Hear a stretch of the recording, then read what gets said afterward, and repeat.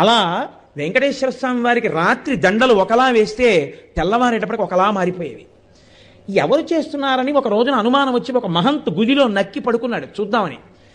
అర్ధరాత్రి అయ్యేటప్పటికీ అయ్యవారి పాలపీఠం దగ్గర రాయి తొలగి తేజోరూపంలో తరిగొండ వెంగమాంబ గారు వచ్చి హారాలు సరిచేస్తుంటే చూసి మూర్చిపోయాడు. ఇప్పటికీ తేజోరూపులై ఆనందనిలయంలోకి వెళ్ళి ఈశ్వరుణ్ణి సేవిస్తారు.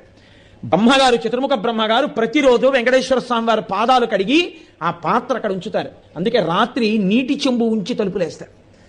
ఆ శేషాన్ని సుప్రభాతానికి వెళ్ళిన వాళ్ళకి దర్శనమిస్తారు. అంతటి మహానుభావుడు వెంకటరమణుడు.